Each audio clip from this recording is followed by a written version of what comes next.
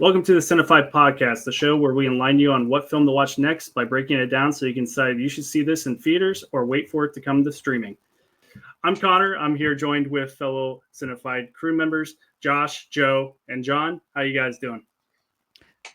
I'm going to identify by Predator Goodlands today, please. You know what? That's not going to happen. All right. How you doing, Josh? All right. I'm doing Well, great. I happy love to be this here. movie. All right. That's good. All right. So today we're talking about Predator Badlands, the seventh film in the mainline Predator series, the ninth if we include AVP and AVP-R. This is the third, helmed by Dan Trachtenberg, first being Prey and then Killer of Killers. This is also the second film released just this year that involves the name Predator. So crazy that we went so long without Predator films, and now we're back in full swing, and it's good to have it back in the theater. So the plot synopsis goes: a young Predator outcast from his clan finds an unlikely ally on his journey to search of his ultimate adversary. You can check out Josh's full review on Cinefied.com, and in that review, we say Predator Badlands is the most engaging, accessible, and flat-out fun entry yet, and a franchise that's had its ups and downs, while other long-running series have wilted. Looking at you, Halloween and Terminator, Predator keeps evolving, growing smarter, bigger, and bolder. Before we get into our spoiler-free thoughts, we'll just go down the line and get into our first reaction after seeing the film. As far as our popcorn ratings, we may change at the end. You never know. I'll go ahead and start with Joe. Just so our listeners know and viewers, an empty is a mistake, a half is a maybe, and a full popcorn is a must-see. So go ahead, Joe, with your thoughts. All right. I thought Predator Badlands was a fun, action-packed, FX-driven spectacle. Lots of fun to watch. Really, it hovered between being something out of like an old-school video game arcade and a pro wrestling match. So with that, I thought it took a step back from Prey, both culturally speaking, but also from a narrative perspective as well. So I'm giving Badlands a half popcorn. All right, thank you. And John. You know, actually, I was trepidatious going into Predator Badlands because I was not really excited about the trailers. I know we'll talk about the trailers and the marketing for this film later on down the road in this episode.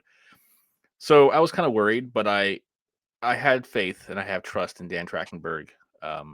And so I really enjoyed Killer of Killers, and I really enjoyed Prey. Like I think I've rewatched Prey. That's the most rewatched film in the last 3-year spread for me, because I like showing it to people. I don't think Predator Badlands has the same rewatch quality as Prey.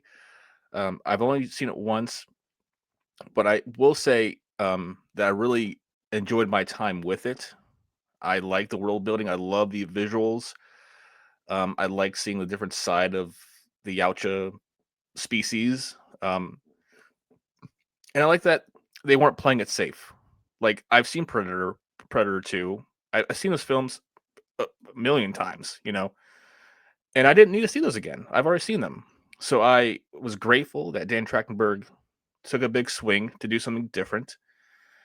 I don't think it was wokeified or Disneyfied or all that kind of nonsense. I really don't. So this gets a full popcorn for me because I think it was a fun, immersive, different type of experience that that was a positive stamp on the Predator brand. All right, thanks. And then Josh, go ahead. Yeah, I just saw it today in a big theater. It was packed. I was really pleasantly surprised that people showed up for this one. That was really cool. I had a blast. I love Trachtenberg. I think he's 3 for 3 in live action features. I love 10 Cloverfield Lane. I love Prey. And to me, this was a great, fun action, adventure, world building. Really, the Predator has always kind of been a one-dimensional character. He just hunts something, and to have more depth and character to that character was really interesting. You guys mentioned big swings. I definitely think those were there, and to me, they hit. I give it a full. Great. All right. And once again, if you want to read Josh's full thoughts outside of the podcast, it is on the site. So you can go to cinefied.com and search Predator and it'll pop up. For me, I am also giving it a full. I think that it was a really big surprise for me because as I believe John said, the trailers did not impress me. I was very wary about it. The CGI looked iffy. I think the CGI in the final product is much better than what the trailers gave off. And that's probably going to be the same case with like Mandalorian and Grogu, because those trailers, just saying, are not great CGI wise. But this film, it's a fun adventure. I had a blast with it. I did not expect to care so much for a Predator hero character, and we'll dive into that more. But I really thought Elle Fanning was fantastic in this. I like that she did dual roles and, completely opposites, but I definitely had just every moment. I mean, it just felt like there was a fight or a hunt or just an action sequence. There was a few breaks and some character development along the way, but it just kept going and it kept my attention the whole time. I personally could see myself rewatching this more than Prey, but I've only seen Prey like maybe 3 times since its release. So maybe I got to give it another go now that I've seen this and see if, I have a different opinion. But all right, so that is our first opinions on the film. So I'll go ahead and dive into one of the first things that I think we should go into. What is our history with the Predator franchise? Do we have a favorite? And how long have we been accustomed to seeing Predator on our screens? Like for me, it was a film that I didn't really get into until I maybe saw it at Hollywood Video when I was a kid, and then my dad showed it to me. And then I didn't get to see any of the sequels. Well, I guess Predator 2 is the only sequel at the time. I didn't see Predator 2 until Predators came out, actually. So it was a long time between Predator and seeing the sequel. But I mean, Predator that's just one of the best Schwarzenegger films out there, in my opinion. It's such a killer action film. And I mean, I'm a fan of AVP, the first one, not the second one. Fuck that. But the first one is a ton of fun. But going into it, just quick, Predator, fantastic. Predator 2, now that I've seen all the Predator films, is an okay, it's a change of setting. Danny Glover is fantastic. Shut up, John. I'd watch a Donald Glover Predator. I mean, I would too. But and then Predators, I need to rewatch Predators. I've not seen it since it came out in theaters, but I remember being super disappointed with that. Not to the level of AVPR, but it just did not go with me. And then The Predator, I was actually a fan of in theaters, but I've just never gone back to it because that was just like a one-time watch for me. And then Prey was a fantastic, break in the pandemic. I was very saddened that I didn't get a chance to see it on the big screen. I know that it was just on the big screen this week, not anywhere near me apparently, but I did look into it. And then, Predator, Killer of Killers, I thought was a really great anthology. I thought it had some problems, but I thought it was solid. So I think overall, I mean, I need to rewatch some stuff, but I don't think there's really, in my opinion, a Predator film that I would not personally go back and watch again because I have fun with all of them. So let's go ahead and go with Joe. What is your history with this franchise? Predator, the first one, like you said, Connor, that is just, the quintessential Schwarzenegger action movie. John McTiernan directs it, and it is just nonstop action, especially that whole opening sequence with the Mercs, taking out the other army within the village. That was a staple on video growing up, watching Predator. When Predator 2 came out, I remember seeing that in the theater and really enjoying it. A different vibe than the first Predator. But I enjoyed what they did with that vibe. It came out in the early 90s, and it was set in the far future of the late 90s. So some really wild, far out fashion in it. But the Danny Glover and Bill Paxton duo really does well with the movie. So I highly enjoyed Predator 2. Predators, I highly recommend you go back and rewatch. Not a perfect movie by any stretch, but definitely fun and creepy as well, especially Topher Grace's performance as you get more and more into his character. Predator was a piece of filth. I'm sorry. I hated every moment of that. And again, like we talked about with Play Dirty a little while ago, I'm a big Shane Black fan, and Fred Dekker was involved also, and I can't believe those two guys just had such a outstanding miss on that film. But coming into Prey, again, like I mentioned in my beginning, I'm sure we'll talk about a little bit more here. I really thought that was a standout film. Again, not just for the whole cultural backdrop of the film, but also you got to see a less advanced Predator as well. Even though the Predator, was still highly advanced, compared to technology in the Americas or just on the planet Earth at the time. But the Predator's technology wasn't as advanced either. So I really enjoyed seeing that difference in the movie. Didn't see Killer of Killers yet. That's on my list, but I've seen everything else. Yeah, no, definitely recommend if you like animated anthologies, and it's really cool style of animation. If you don't know anything about spoilers about it, just definitely see it as soon as you can, because it's a good time. And I hope they continue it in some fashion, but we'll see. Go ahead, Josh, or Predator Goodlands. Say your opinion. Yes. So I grew up in the 80s, so I saw Predator 1 and 2 around the time they came out. And enjoyed them like anything else, but I don't think I rewatched them since I was a kid. When Prey came out, I watched it because I liked 10 Cloverfield Lane, and I really liked Amber Midthunder from Legion, the FX TV show that was like a X-Men spin-off side thing. That show is incredible and weird and trippy. So I was super excited to see her, and Prey blew me away. I loved how different it was. I loved having a female protagonist, and what was a really, Predator 1 and 2 in the 80s were just typical macho, Schwarzenegger sweating in the jungle, muscles out. So it was really cool to see Trachtenberg take that in a different direction. So that's my history with the Predator franchise. I haven't seen the new animated one, but I'm definitely going to see it now. Yeah, once again, definitely check it out. All right, John, what's your history?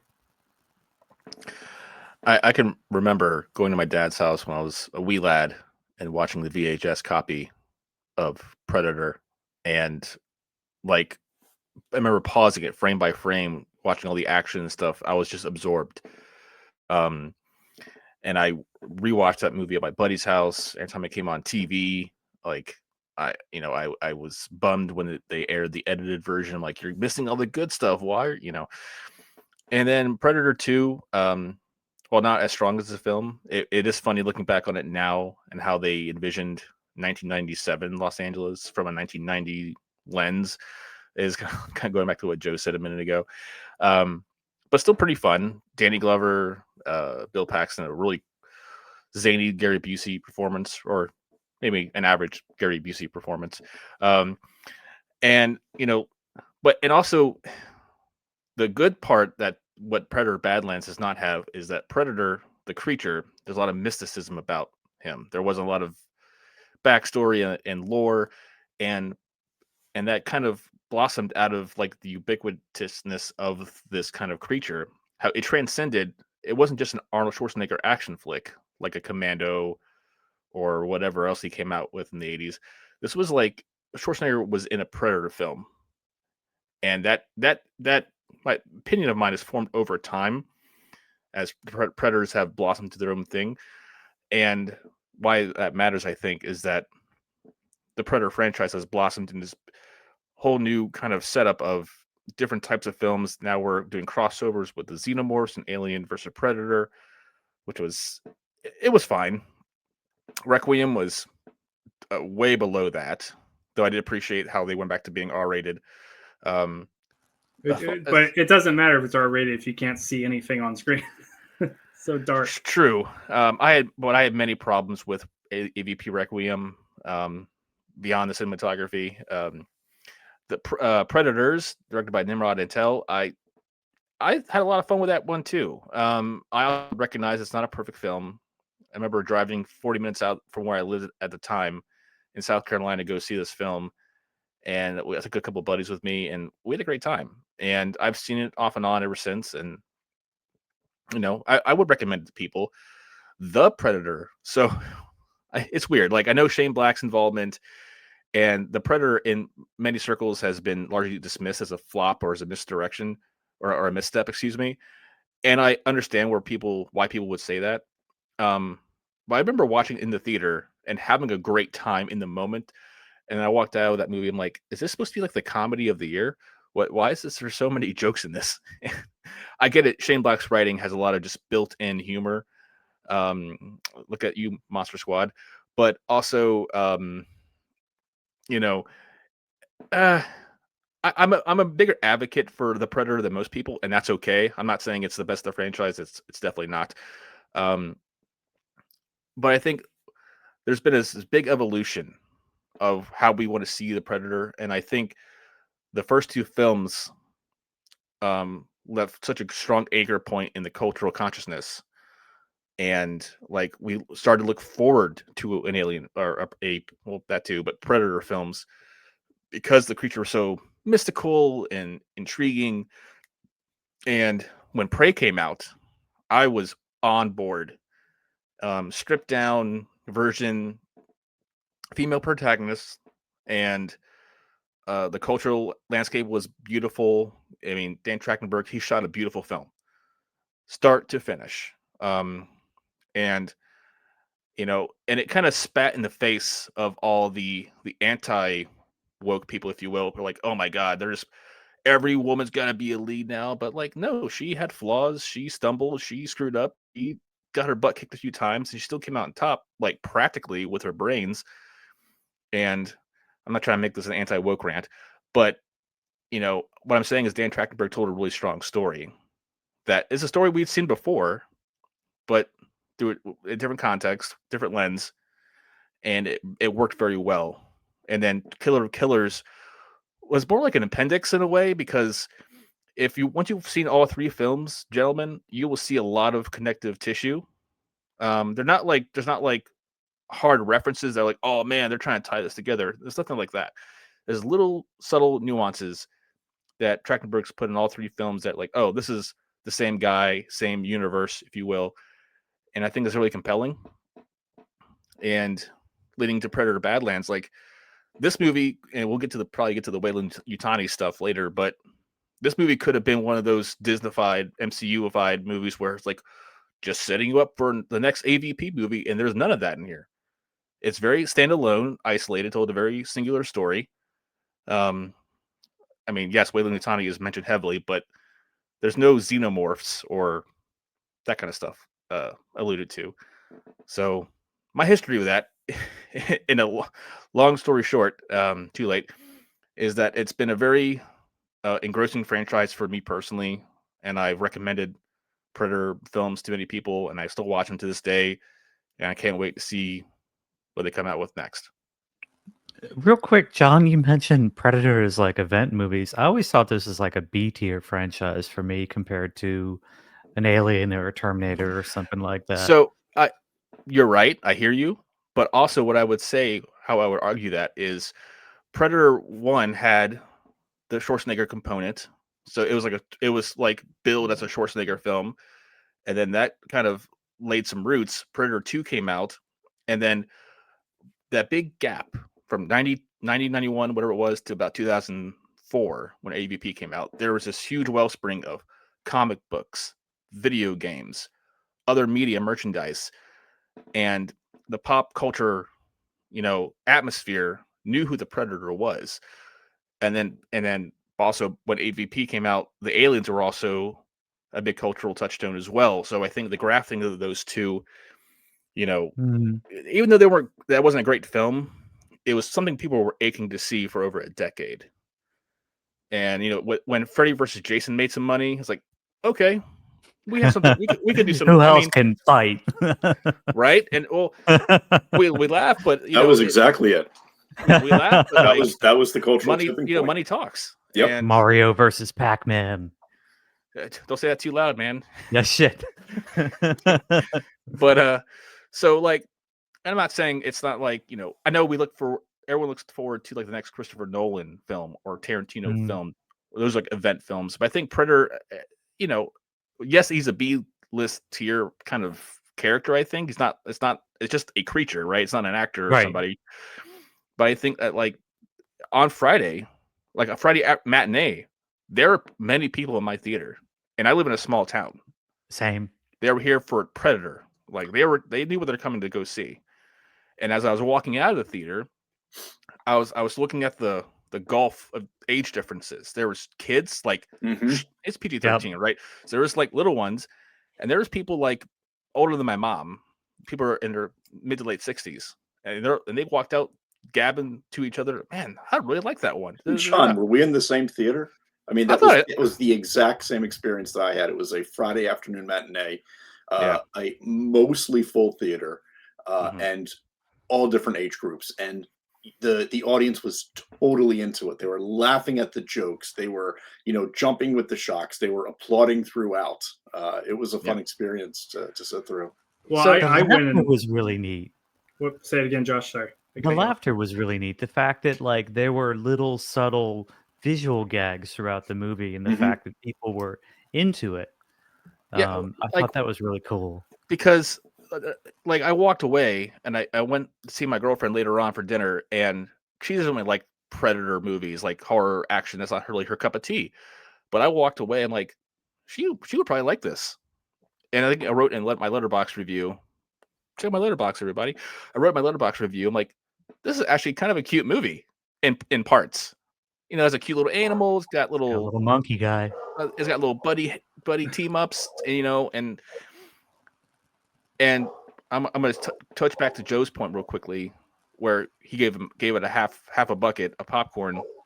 I truly understand why people would not vibe with this film. I do understand that, because the Predator, in the legacy that precedes him, has not been chummy with androids and a team player, except for like AVP with the scientist chick. So I get why there's some people who are like, where's my R-rated bloodbath again? Where'd that go? Yeah, and that's not why I gave it a spilled popcorn either. That's fair. We can talk about this as we get later about that underlying strong theme about building and choosing your own clan. I highly enjoyed that theme, and I'm glad that was in there. And just a very small addition. When I went and saw it in theaters, I don't think I went and saw it by myself. I don't think I've ever, not in recent memory, had someone just random, like as we were leaving the theater alone together, he was like, that was good, right? Like, you like that? I was like, I thought it was really fun. And he's like, it was. It's just like a weird, like, I don't think, aside from, I think like maybe, I don't know, Oppenheimer, like going alone and seeing that and walking out of the IMAX, I think I had a similar conversation, but it's very rare that it leads to someone wanting to say something at all to you, a stranger, about the thing they just watched. So, I mean, I think that proves that, it definitely is an entertaining film. Maybe, I don't know what I was getting at there, but so no, to your point, Connor, I'll tie that in very well, I think, because I felt the same way, mostly the same way, watching Predator Badlands as I did when I watched the very first Pirates of the Caribbean in the theater. Insofar as, like, I was watching that film, I'm like, this is a lot of fun. I'm really enjoying myself watching this film. Like, I know it's not Citizen Kane or Scorsese or Shakespeare or whatever. And I think some people who are really like entrenched in their Predator lore and their own history with this franchise, who want something more Predator-y, might be turned off, because this is a Predator film giving them a feeling that they're not expecting from a Predator film, if that makes sense. That was my feeling, is the Predator purists were going to hate this, because Predator was almost, to me, like a Jaws thing that you hear about, or it's there, it's lurking, it's cloaked, it's in the shadows, it's in the mist.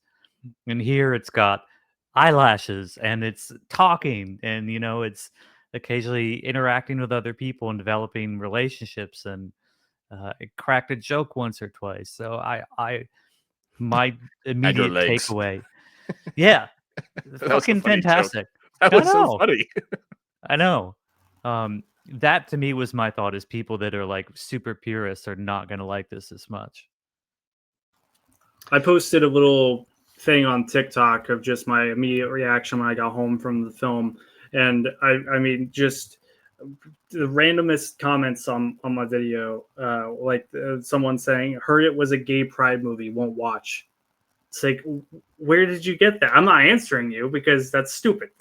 So, because it's not. But whatever. Yeah, people are When just... the predator made out with the other predator of the same sex, it was a little over the line, but other than that. You know, I think you got a case there. Spoilers. Whoops. When All they right. held hands and walked into go see Alien 5. A double feature with Jaws 19. Yes. All right. So just one of the things that definitely worried me going into the movie was having, as we've kind of discussed already, the Predator being a hero when we haven't really seen this side of him. He's usually pretty like one note, kind of not a lot of detail behind his backstory. But do you think that the marketing here, whether it be from that perspective or from the digital effects perspective or story perspective, do you think the marketing is failing this film? I mean, it seems like it is ultimately going to make the most money out of the Predator franchise, but when you compare it to like Alien, it's still not performing exponentially well. So I was just wondering, like, do you think they should have marketed this differently? Or I don't know if that's going to get anywhere, but what do you guys think? Can we talk about this poster behind us real quick? For people that are listening on the podcast only, there's a fantastic poster with a terrible tagline. It says "First Hunt, Last Chance." That's garbage. But the I mean, it's like a Star Wars poster. This thing is fucking fantastic, and it's got the laser sword out front, the cute little guy, the weird little robot thing. It's got Elle Fanning in both her forms.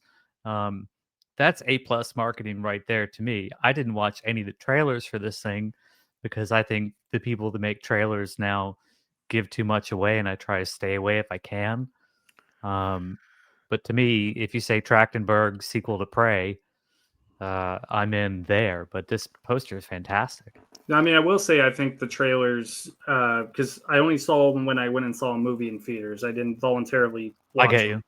you. And but I do think that the trailers, having seen the film now, they did not give really much away at all. Like, you don't really like you see like the roar when he's up against, you know, his trophy, his original trophy.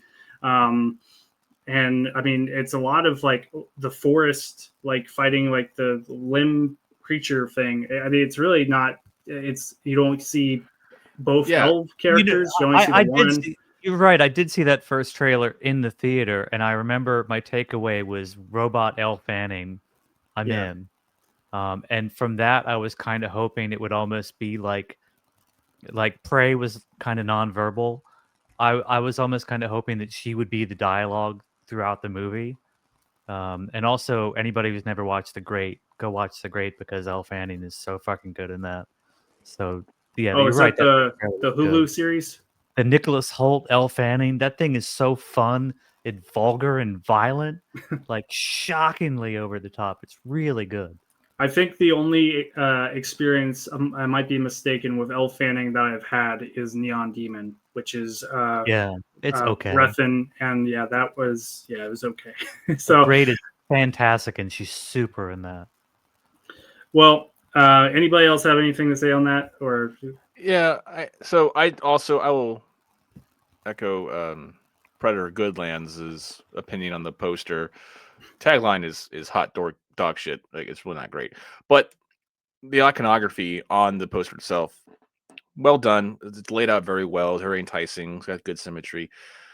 But the trailers just really screwed the pooch, I think, because, you know, and you've already mentioned some of this, Connor, is like a lot of the action shots they decide to cut into the trailer, like, they're devoid of context, so you don't know what is really happening, and because it's such an isolated film as far as few characters, except for like the android army, which you don't know that's an android, or not army, but like, you know, the group of synths that show up later, you have no like idea who they are.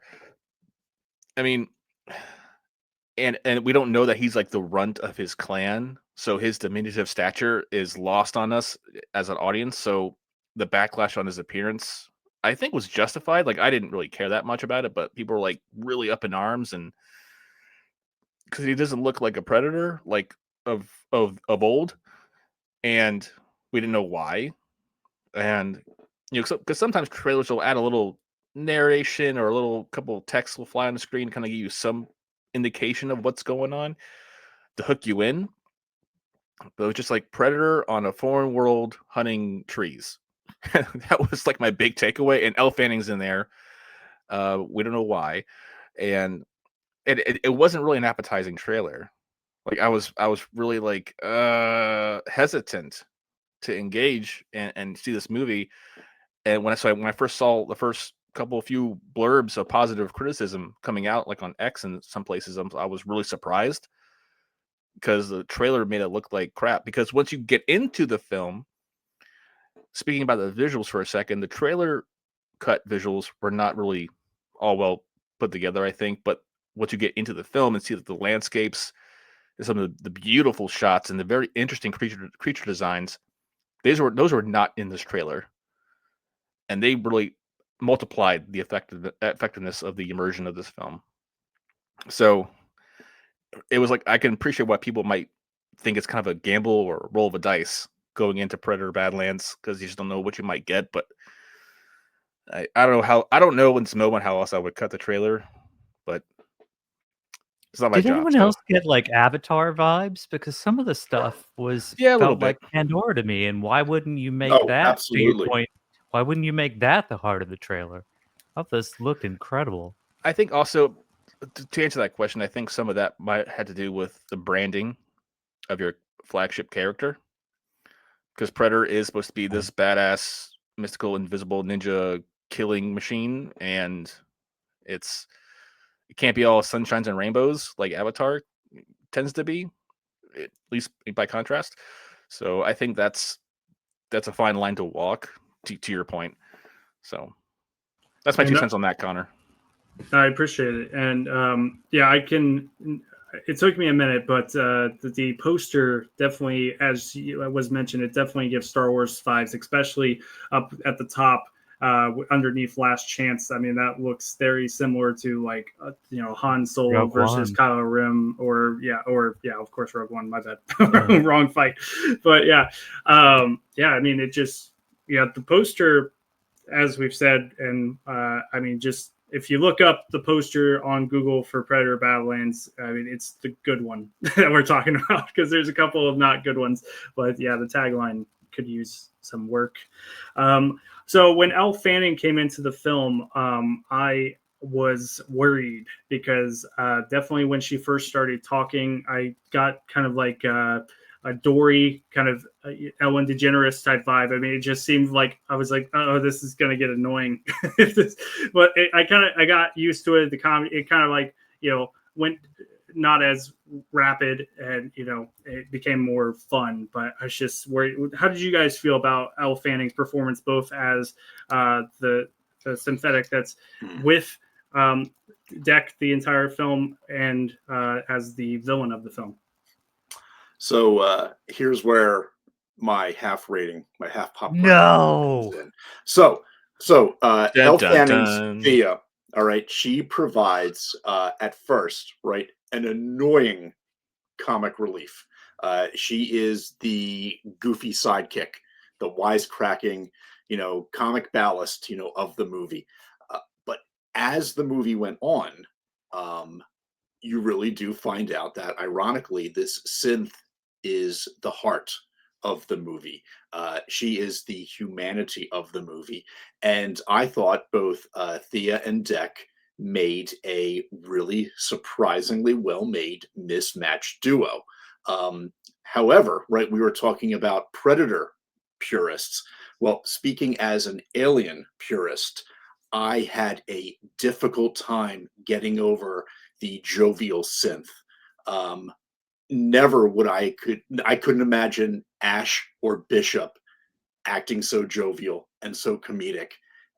Having a synth get into the comic relief was a huge breaking point for me and a huge stepping point that I didn't get over really until the end of the movie, when Deck was forming his own clan.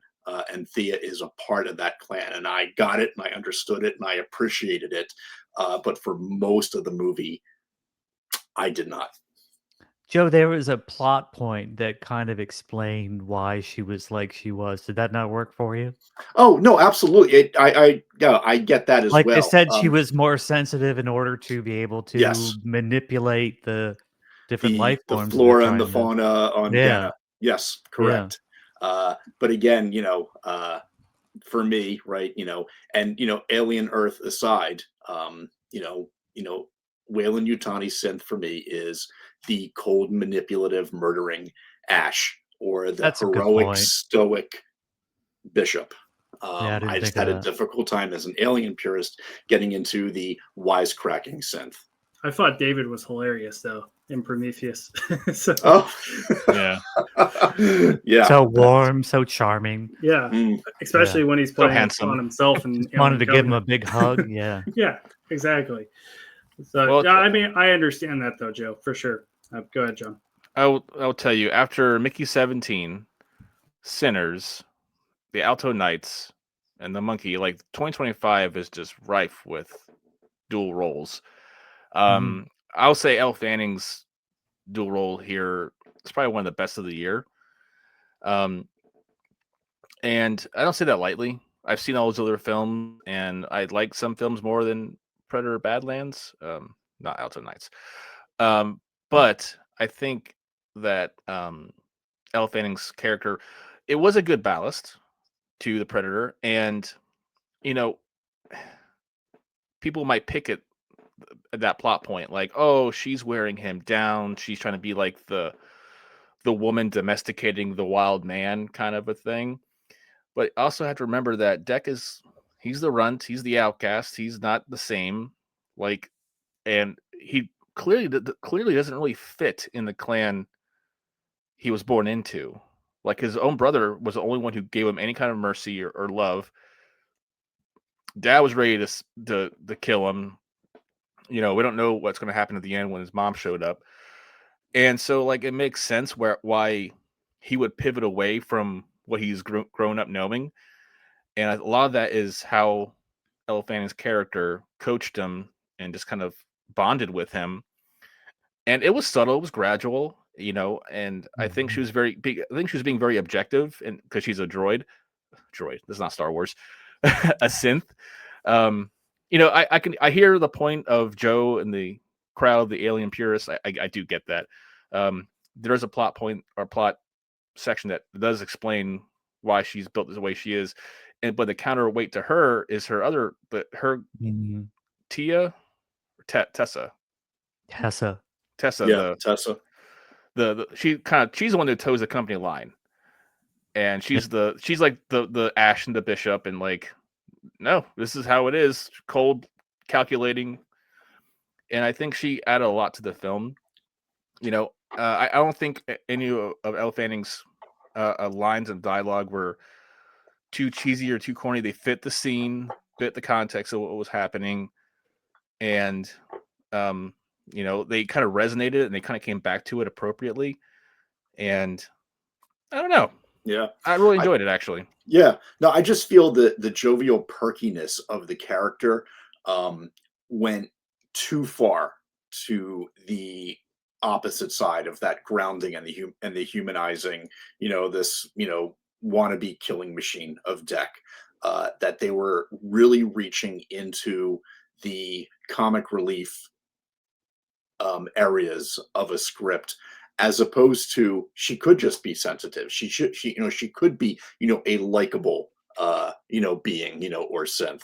I just thought that it was deliberately set up to make her the wisecracking sidekick, and that is the stumbling point that I had for a majority of the movie. I would say that, like, a lot of her lines, I do hear what you're saying, Joe. I'm not invalidating what you're saying. What I think, though, is that her lines, again, were appropriate for the scene that they were set in, and she was just programmed that way. And like, I don't know if it really took me out of the film. It didn't, because I think one of the shortcomings of Prey was that there was hardly any humor in it. Right. Yeah. And I think Trachtenberg kind of, wanted to retool some of that a little bit, because I was more hooked into this film, because there was more verbal and dialogue and more things going on. They got me more invested in, not taking anything away from Prey. Prey was great all by itself, and I wouldn't change a thing about Prey. Yeah. But I think it worked for this film, but it's also okay to be not into that, which is fair. I like that you mentioned Star Wars because I got that kind of vibe with her juxtaposed to Deck's character. I felt like this was the C-3PO character going along for the ride with the more serious character, and I like that dynamic a lot. I immediately thought of like a droid in Star Wars, and Well, then especially strapped to the back, right? That's the whole yeah, 3PO 100%, yeah. dynamic. And then with the Tessa character that Fanning played too, I almost got like Charlize Theron in Fury Road kind of vibes about the swagger and the intimidation that she had. So I liked that. I thought she really pulled off well. Being these two kind of different sides of the same synth. Even I thought that was really cool. To me, that worked. This movie wouldn't have worked for me without that pairing. I've seen. John, did you have something else to add? Yeah. Just real quickly, I was just going to add to Predator Goodland's point, was that it's because of Elle Fanning's character and how the enmeshment and camaraderie that is built with her and Deck is what helps galvanize him to separate from his clan and move on and forge his own path. Because he's conditioned. Gotcha. Fight alone. They hunt alone. Da, da, da. He's got all this stuff, but bro, that's not really. Yeah, that's your species, but that's not who you are, or at least not completely. And I think she was a good, turnkey to get him pivoting towards probably what's going to be best for him, for his own story and his own life. So, goddamn, I rambled too much, but that's my point. Hey, I do it way more. So let's get on me rambling. One of the things I've seen online talking about is that it's a ripoff of Star Wars in a lot of ways. And we've mentioned Star Wars a couple times. I disagree, but I get the little vague comparisons, but I would much rather it be a Star Wars ripoff than a Rebel Moon ripoff. so just saying. But yeah, I online discourse, and I have a thing like 2 questions away about online discourse, but yeah, it just annoys the shit out of me. Imagine watching Rebel Moon and thinking, yeah, let's do that again. On the Star Wars thing again, I said in the review, like, if I'm at Lucasfilm right now, I'm looking at Dan Trachtenberg and saying, all right, you've been doing these franchise movies, come over here because we need you. We need you to do give them a job. This kind of thing for Star Wars. 100%. As a long time, Star Wars is my gold standard of movies. If you got Trachtenberg for a Star Wars trilogy, give him the thing and let him go. I'd be all about it. I don't trust them though at this point. Like when it comes to Star Wars, like not because of the quality of the projects, but the problem is that they attach a director. They say, "Hey, you get a trilogy," and micromanage. And they had the Game of Thrones creators there for a while. They had Ryan Johnson. Taika Waititi. Taika Waititi. I mean, you have all those done. It's insane. So I don't want to hear, like, they need to focus on one Star Wars film and then be like, here, we all have an outline to do more, but let's not just go ahead and assign a director for all of them. Because, I mean, if you do that, have it be solid. But obviously they can't even do that with the sequel trilogy. You saw how that played out. Where they had a plan. I have a theory on that. Star Wars theory, guys. They're looking at the original Star Wars trilogy, and the original Star Wars trilogy had 3 different directors. And I think they were looking at that formula and going, well, the prequels were a little bit too homogenic. Good Bjork album, by the way. But I think they were looking at, let's try and take that model and have 3 different directors, and then we'll have a more diverse voice. What they fucked up there is they just didn't have a through line of a story when they started. Yeah. So I think that's where they fucked up. I think the first 2 Star Wars sequels were fantastic. They just fucked the third. to pivot away from Star Wars for a second, but on that same thread, though. No, I know. I will say Dan Trachtenberg, as a storyteller, he has the visual language down very well. So I think he's definitely got a bright future ahead of him. He's already proved his merit, his mettle. But like the comparisons, like I've not seen those criticisms about it comparing to Star Wars. And I think that's just low hanging fruit and lazy criticism because you know that just tells me that whoever said that has not seen enough movies to really make those comparisons. So I kind of write those comments off. Like don't tell me what you've never seen Metropolis, you've never seen Alien, you've never seen Blade Runner. Like, come on. And that's like the tip of the iceberg. And like Star Wars, like as much as I also love Star Wars, some of them, I don't think that franchise has the monopoly on space adventure stories. Buck Rogers, hello, Guardians. So I'm going in the way back machine, Joe. Oh no, I love it. If anything, at certain points of this, I was not thinking of Star Wars. I was thinking of the Man with No Name trilogy. There you go. The Loose trilogy. Know that here comes this rough and tumble dude coming into a town, and is trying to make a name for himself and come away with a trophy. So I definitely caught that vibe at times, little bits, throughout the movie, much so than Star Wars or something 21st century. The first thing I Googled when I got out was how much this movie cost, because I kept looking at this thing and going, I can't believe it looks this good.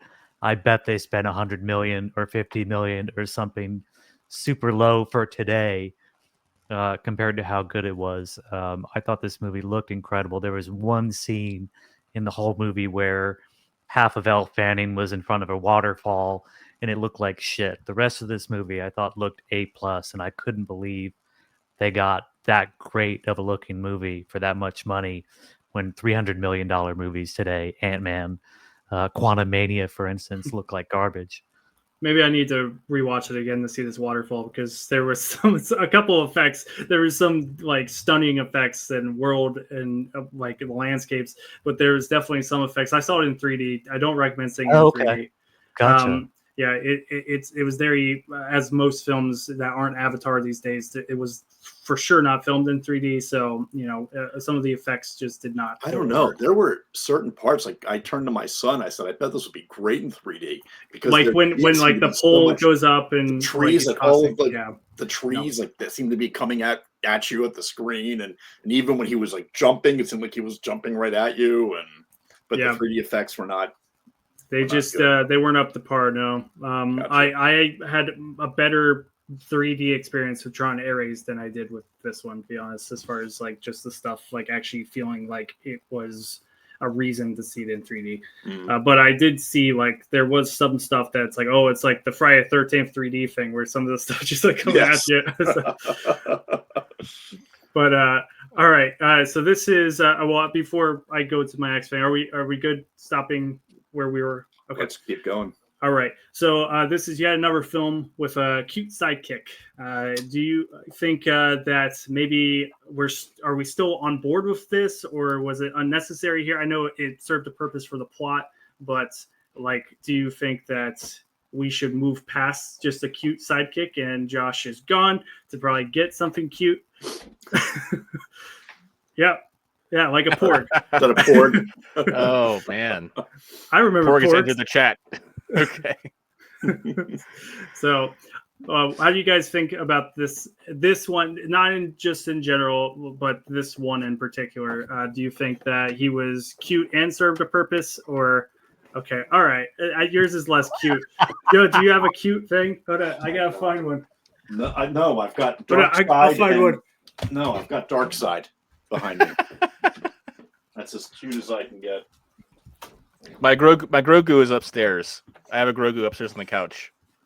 Oh, there's Grogu. This is the guy from the new Netflix film. No, that's gotta be the thumbnail. Connor's gotta be the thumbnail. We gotta have all our cute shit up. Yeah, but How do you guys feel about this character in particular? Because when he first came on the screen, or she, I don't know their gender. It was she. They said it was she, a didn't she. they? Yeah, I thought Yeah, it they was a she. Oh, Yeah. okay. My bad. Yeah, I thought that they were really well animated. I thought that their visual effect really popped, but I just don't think that. I mean, I don't know if it was necessary So in the film. I'll jump in real quick and I'll get off my soapbox. Two Yeah. things. Like we were talking, the question asks you for two things. Do they look visually appealing and did they serve a purpose? I would say yes to both of those things. Look very good. And honestly, this little cute thing, it kind of came in, it had a purpose in that moment with it was like a little shield when the one creature was sucking them up into its jaws. And then it kind of stayed overnight, and then it kind of went away for a while, and then it came back. And so it wasn't with us the whole time. It came when it was needed, and as far as I can recall. So I think for the purpose of this film, I think it worked.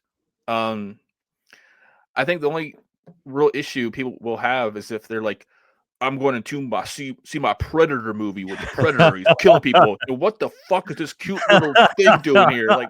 Good. Like that's like the one criticism I could see people having. But like other than that, it looked good. It had a point. Yeah. And you see its evolution literally, and I think it fit. So, Well, in the last act of the film, I definitely just changed opinions on the creature altogether because definitely it just attacking, and when they're like they're gonna be here soon, it's just a bunch of legs and stuff just falling down from where it just tore people apart. I mean, it's definitely a destructive creature. Yeah, a couple sight gags. It was pretty fun. My favorite visual gag in the movie is when the predator spits on the creature. That hit me up. There was a lot of spitting from this. It was movie. great. Yeah, it was. It's called Predator Hawk Tua. No. Wow. Old reference there. Jeez. Oh, man. Wow. Put that in the bank, man. That was good. All right. So one of the things that were more than anything the hottest topic regarding this film beyond the CGI is its rating. That it's PG-13, and there's some people that are so hot about this because it's a Predator film and it should not be rated PG-13.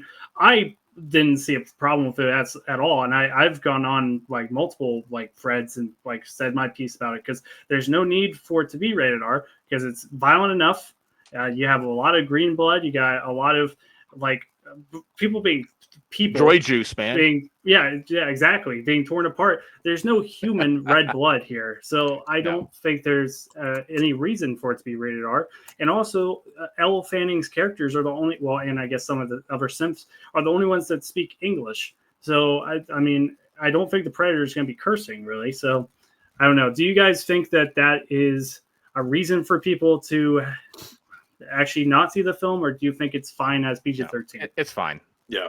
I've seen so many great PG-13 films, and like you said, Connor, what would convert this to an R-rated film is not even present in the film in the first place. There's no humans. There's no need to have foul language. There's no sexuality. So it's. I got plenty buckets of blood in androids and in predators in this film. I was satisfied. There was tons of action, and I saw this in RPX, and this thing was bone-crunchingly loud, and I thought that was great. There was no shortage of action. Yeah, punched hard. Yeah, I didn't know it was PG-13, in honesty, until after the movie, and I was walking out. It is action-packed. It's violent, and there's tons of green and white goo throughout the entire movie. It's joy juice. Just go with it, Joe. Mm-hmm. I'm doing it. I'm just kidding.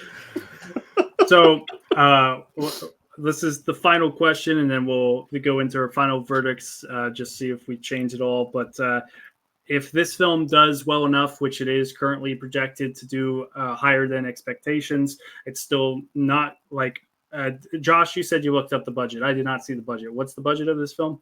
$100 million. Okay. So, I mean, there's a good chance that it'll make its money back. I don't know if it's still not going to be a smash. I think $100 million is definitely an ambitious amount of money, even like for a known IP like this.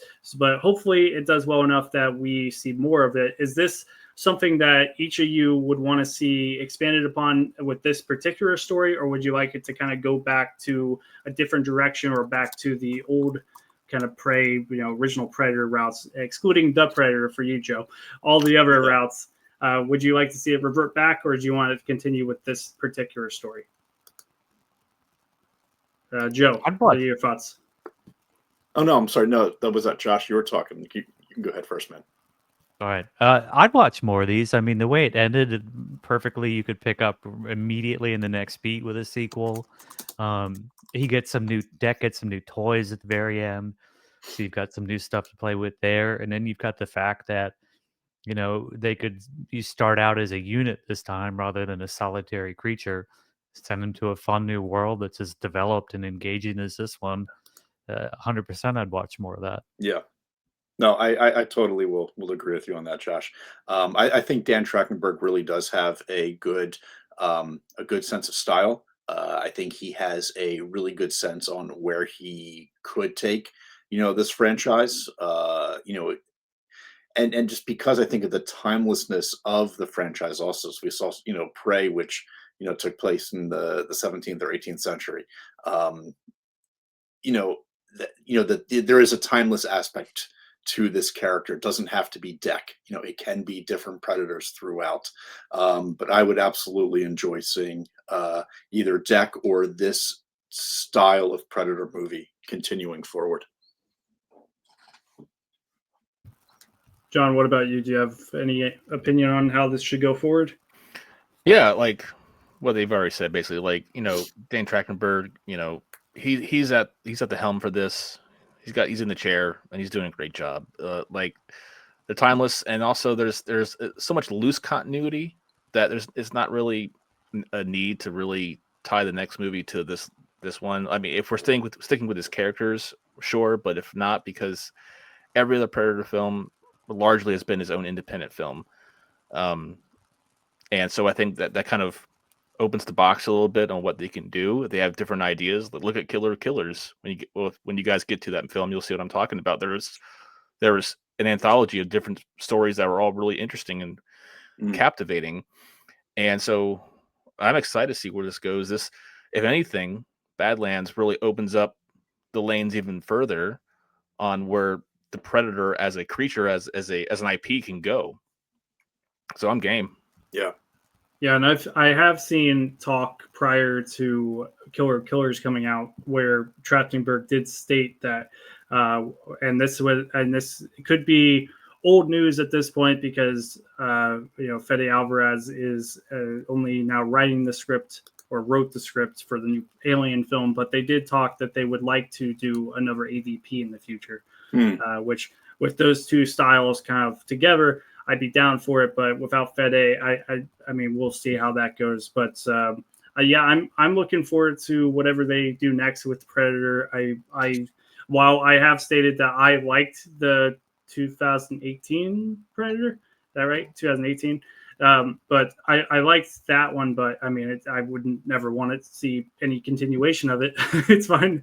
I hate that it left on like, oh, we're for sure getting a sequel. I hate that. Yeah, but his Iron Man suit at the end. Yeah, that was interesting. Yeah. So, but yeah, I mean, I'm open to whatever Trachtenberg's doing with this franchise. I hope he sticks with it. I hope that he doesn't drop out before his plans are complete, because I know he seems to be really ambitious in what he wants to do with this franchise, and hopefully Disney sticks with him. And as Cody Leach said on his YouTube channel, and I completely agree, I really hope that they don't take this as if this is a success like it's looking like, that they don't take this as this is the only way we can do a Predator film is in this style. Because I do like that there are different styles of Predator films out there. Yeah. But if Nick Fury went around to all the different Predators and recruited them for a massive Predator team up? Hey, Connor, this is the clip No, you put on Instagram. That's the clip. Yeah. It would be Dutch, right? Not Nick Yep. Fury. Let's get Dutch to do that. Well, they've talked about it. Schwarzenegger says that he wants to come back, and they've talked. Wow. But I feel like that would, at this point, I mean, really, like you can only do it in animated form. No spoilers, but if you watch Killer of Killers, there's a little something. Thank you. It's I'm not gonna something they added in There's something after in it was there. originally released, though. that's what's funny. Yeah, So I liked it though. yeah, I liked it, but I just thought it was interesting. They're like, it's been out for 2 weeks. Here's a different ending. So, but all right, let's just real quick. I don't think our opinions have changed, but I still Come on, Joe.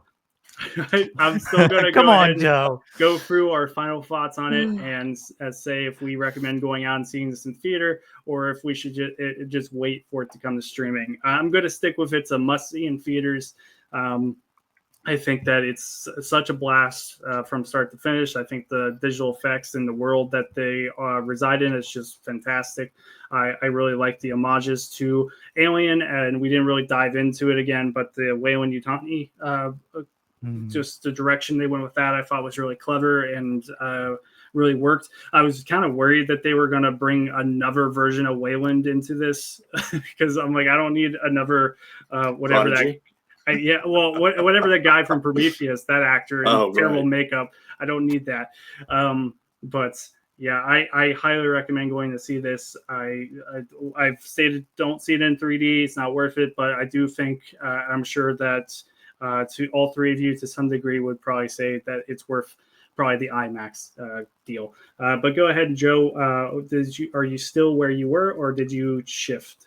All right, guys. So I wrote this up during some of our dialogue here. Ready? So Predator Badlands won't top Prey on craft or cultural bite, but it is a green-soaked, howling good time for anyone who likes their monsters large and their heads and legs detachable. Springsteen song optional. So yes, recommended, full popcorn. Go see it. Enjoy the hell out of it. Yes. Yeah. Let's go, Joe. All right. Awesome. Hell yeah, man.